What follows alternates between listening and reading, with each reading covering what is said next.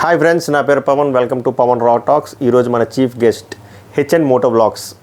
ఈయన కూడా one of the fine member, one of the crucial player in cotton seeds association. యాక్చువల్గా ఈ అబ్బాయి కంటెంట్ అయితే బాగుంటుంది, కానీ ఎప్పుడైతే ఈ అబ్బాయి బెట్టింగ్ యాప్లు ప్రమోట్ చేశాడో అది కూడా చాలా అలుపెరగడి బాటసార్లాగా చాలా చేసుకునే ఉన్నాడు ఒక over a period of time. Last year అంత హల్చల్ జరిగినా కూడా మనోడు చేశాడు, చాలా అంటే చాలా చేశాడు. దరిద్రపు గుట్ట యాప్లు చేశాడు. సో మరి ఎక్స్పోజ్ చేయాలి కదా. కంటెంట్ ఎంత బాగా చేసినా కూడా బెట్టింగ్ యాప్లు ప్రమోట్ చేస్తే ఇంకా తప్పే.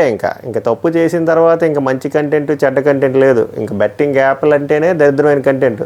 సో నువ్వు ఎంత మంచి కంటెంట్ చేసినా ఎప్పుడైతే ఆ 10 సెకండ్లు 20 సెకండ్లు నువ్వు దాని మీద యాడ్ చెప్పావో అప్పుడే నీ మీద ఇంప్రెషన్ పోయింది బ్రో. సో మనం ఎక్స్పోజ్ చేయడం ట్రై చేస్తాం. సో వీలుంటే లైక్ చేయండి, అండ్ లైక్ చేయకపోయినా పర్లే షేర్ చేయండి, ఎక్కువ మందికి వెళ్ళాలి. పవన్ రా టాక్స్ మెయిన్ ఆబ్జెక్టివ్ ఎవరి మీద పర్సనల్ గ్రడ్జులు లేవు, ఏం లేవు, అవేర్నెస్ స్ప్రెడ్ చేయాలి. ఎందుకంటే గవర్నమెంట్ దీని మీద యాక్షన్ తీసుకుని అది అంతా జరిగేసరికి 2 పుష్కరాలు అవుతాయి. మనం చేయాల్సింది ఏంటి? నేను చేయాల్సింది నేను చేస్తున్నాను, అవేర్నెస్ స్ప్రెడ్ చేస్తాను. మీరు ఇలాంటి వాళ్ళ దగ్గర నుంచి దూరంగా ఉండాలి. దూరంగా ఉండాలంటే ఏం చేయాలి? అన్ఫాలో చేయాలి, అన్సబ్స్క్రైబ్ చేయాలి, వీలుంటే రిపోర్ట్లు చేయాలి, లేదా బ్లాక్ చేయాలి. అప్పుడు ఇంకా అలాంటి కంటెంట్ నుంచి దూరంగా ఉంటారు. వాళ్ళకి కూడా ఇంకా మారుతారు, అట్లీస్ట్ మారుతారు, కంటెంట్ మార్చుకుంటారు. ఇలాంటి దరిద్రపు కొట్టే యాప్లు ప్రమోట్ చేయరు. అది మన మెయిన్ ఆబ్జెక్ట్, పర్సనల్ గ్రడ్జులు కాదు. అండ్ టాపిక్లోకి వెళ్ళకముందు ఇంకో చిన్న హెడ్సప్. ఆల్రెడీ ఇన్స్టాగ్రామ్లో చెప్పా కదా, మన ఛానల్ మానిటైజేషన్ అయిపోయింది. సో నేను ముందే చెప్పా, పవన్ రా టాక్స్ మెయిన్ ఆబ్జెక్టివ్ పైసలు కాదు. అఫ్కోర్స్ పైసలు కావాలి, పైసలే కావాలన్నట్లే, పైసలు కావాలి. నాకు ఆల్రెడీ ఒక ఛానల్ ఉంది 40K, అందులో మానిటైజేషన్ అయిపోయింది, మనీ వస్తుంది, నేను అందులోనే చేసుకోవచ్చు. బట్ ఈ ఛానల్ పెట్టి ఓన్లీ ఈ కంటెంట్ మీద ఎందుకు వెళ్తున్నాను? ఇంకా క్రింజ్ కంటెంట్ చేస్తే బోల్ వ్యూస్ వస్తాయి. చెప్పే కదా, అవేర్నెస్ స్ప్రెడ్ చేయాలి. సో ఫస్ట్ వచ్చిన మనీ ప్రాపర్ కాజ్కి స్పెండ్ చేయాలని చెప్పి నేను ఫిక్స్ అయ్యాను. సో పవన్ రా టాక్స్లో ఫస్ట్ అమౌంట్ ఎప్పుడైతే పడుతుందో, ఇట్ కుడ్ బి మినిమం $100 అయితే కానీ యూట్యూబ్ కూడా మనీ వేయడు. సో నా ఫస్ట్ పేమెంట్ $100 అవనివ్వండి, $1000 అవనివ్వండి, $500 అవని, ఎంత పడితే అంత, ఆ అమౌంట్ అంతా నేను ఆర్ఫనైజ్కి ఇద్దామని చెప్పి ఫిక్స్ అయ్యా. ఆ డీటెయిల్స్ అంతా మీకు డీటెయిల్గా చెప్తా ఫస్ట్ పేమెంట్ పడగానే. ఇంకా ఏం రాలే, జస్ట్ ముందే చెప్పేస్తున్నాను నేను ఏం చేయబోతున్నాను ఇందులో వచ్చిన అమౌంట్ అని చెప్పి. సో ఆబ్జెక్ట్ అర్థం చేసుకోండి. నేనేమి కావాలని చెప్పి ఎవరిపై పర్సనల్గా అటాక్ చేయట్లేదు, అండ్ వ్యూవర్షిప్ కోసం చూడట్లేదు. కాజ్ మీకు ఈ పాటికి అర్థమై ఉంటుంది. ఇంక మొదలు పెడదాం. సో ఈ అబ్బాయి ప్రొఫైల్ గురించి చూద్దాం ముందు. ఈ హెచ్ఎన్ మోటో బ్లాగ్స్ అనే అబ్బాయి చిన్నపిల్లడు, ఆల్మోస్ట్ గ్రాడ్యుయేషన్ లాస్ట్ ఇయర్ ఉన్నప్పటి నుంచి వచ్చాడు. యాక్చువల్గా ముందు మోటో బ్లాగ్సే, తర్వాత మనోడు క్లిక్ అయింది పల్సర్ బైక్ కాదు, స్ప్లెండర్ బైక్ మీద చైనా వెళ్ళాడు. అప్పుడే నేను గట్టిగా చూసాను అన్నమాట. బాగా యాక్చువల్లీ మంచి ఇన్స్పైర్ అయ్యాను. రైట్, ఎంత చిన్నపిల్లాడో ఎంత రిస్క్ తీసుకొని ఒక్కడే నెల్లూరు నుంచి చెన్నై అంటేనే చైనా వెళ్తాడు. నెల్లూరు నుంచి చాలా వీడియోలు పడ్డాయి, చాలా కష్టపడ్డాడు, చాలా కష్టం. మోటో బ్లాగ్స్ అనేది చెప్తాను, చాలా కష్టం. అందులోని ఆ బైక్ తెలుసు కదా, ఆ స్ప్లెండర్ బైక్ మీద వెళ్ళాడు, జమానా కాలం బైక్ మీద. అది పెద్ద అచీవ్మెంట్. అబ్బాయి అక్కడికి వెళ్ళాడు, మళ్ళీ రిటర్న్ జర్నీ మొత్తం అంతా ఆన్ రోడే. చాలా ఆటంకాలు ఉంటాయి, అవన్నీ ఫేస్ చేసి నాకు బాగా అనిపించింది. అరే చిన్న పిల్లాడు మంచి కంటెంట్ ఎంచుకున్నాడు, బాగా చెప్తున్నాడు, బాగా చేస్తున్నాడు, మంచిగా మాట్లాడుతున్నాడు, అండ్ చాలా ఇన్ఫర్మేటివ్గా కూడా ఉండే వీడియోస్. ఎంత ఖర్చు అయింది, ఎలాంటి ఎక్విప్మెంట్లు వాడాలి, అన్నీ అక్కడ ఎలాంటి హోటళ్ళు తీసుకోవాలి, ఏవి ఎకనామికల్, డేంజరస్ రోడ్స్ని ఎలా అవాయిడ్ చేయాలి, ఇవన్నీ చాలా మంచిగా చెప్పేవాడు. సో అలా మెల్లిమెల్లిగా ఈ మోటో బ్లాగ్స్ నుంచి అలాగా బస్సు ట్రావెలింగ్ బ్లాగ్స్ లాంటివి చేశాడు.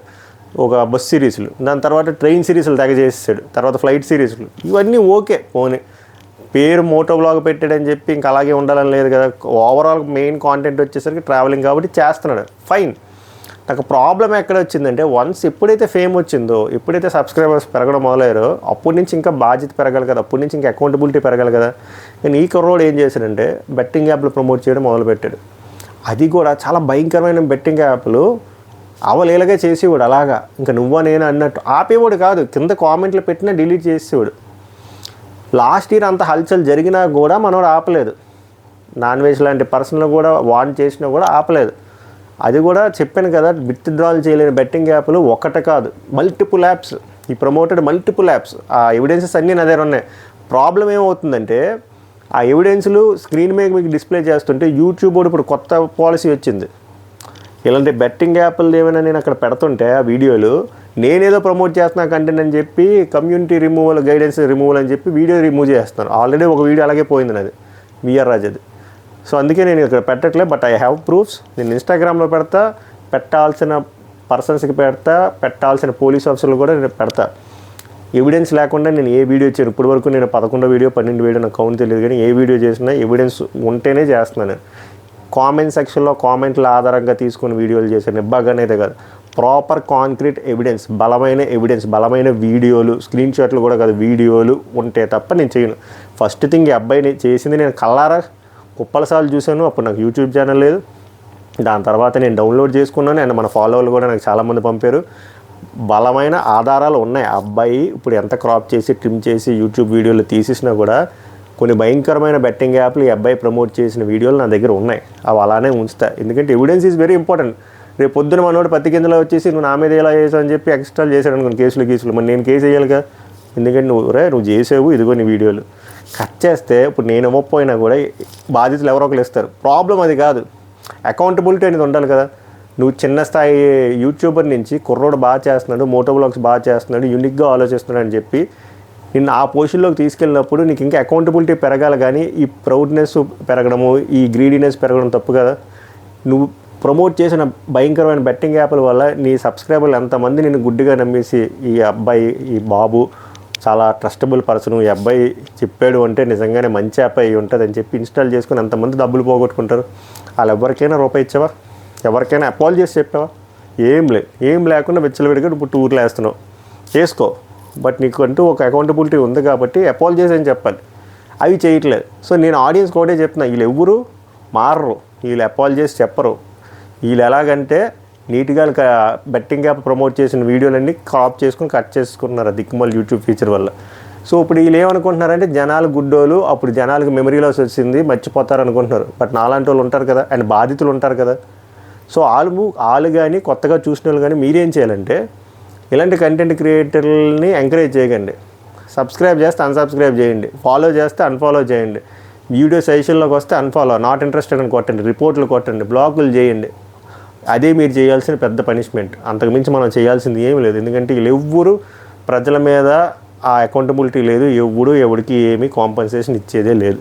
ఇచ్చేతోడు ఉంటే ఈ పాటికి ఇప్పుడో ఇస్తాడు, కానీ ఈ అబ్బాయి ఇచ్చాడా? లేదు. అన్ని దరిద్రమైన యాప్లు ప్రమోట్ చేసి ఎక్కడైనా మాట్లాడాడు దాని గురించి? ఒక పోస్ట్ అయినా పెట్టాడా? ఏమైనా స్పందించాడా? ఏమి లేదు.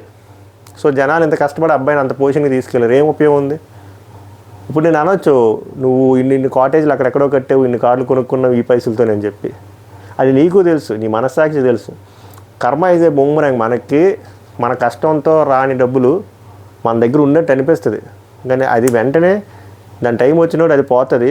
పోయినప్పుడు నీ డబ్బులు కూడా తీసుకుని పోతుంది, అండ్ నీ రెప్యుటేషన్ కూడా తీసుకుని పోతుంది.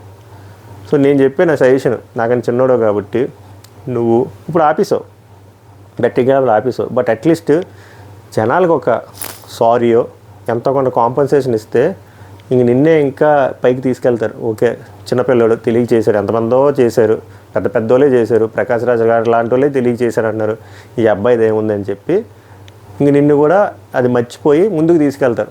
సో వీలు ఉంటే అది చేయడానికి ట్రై చేయి. సో నేను జనాలకు చెప్తున్నాను కదా, ఇవి అబ్బాయి వరకు షేర్ చేయడానికి ట్రై చేయండి. బట్ మీరు చేయాల్సింది ఇలాంటి క్రియేటర్లని ఎవరైతే బెట్టింగ్ యాప్లను ప్రమోట్ చేశారో వాళ్ళని అన్ఫాలో చేసేయండి, అన్సబ్స్క్రైబ్ చేయండి, వాళ్ళ దగ్గర నుంచి దూరంగా ఉండండి. అదే మీరు చేసిన బెస్ట్ థింగ్. సెల్ఫ్ అవేర్నెస్ని మీరే పెంచుకోండి, బిల్డ్ చేసుకోండి. మీరు పెంచుకుంటే ఆ చుట్టుపక్కల కూడా అలాగే వెళ్తుంది వైఫై లాగా. పవన్ రా టాక్స్ తాలూకు మెయిన్ ఆబ్జెక్టివ్ కూడా అదే. ఐ హోప్ ఈ వీడియో మీకు ఇన్ఫర్మేటివ్గా ఉందని అనుకుంటున్నా. రేపు ఇంకో ప్రముఖ guest from cotton seeds association నుంచి వస్తారు, వాళ్ళ గురించి మాట్లాడుకుందాం. సభకు నమస్కారం, ధన్యవాదాలు.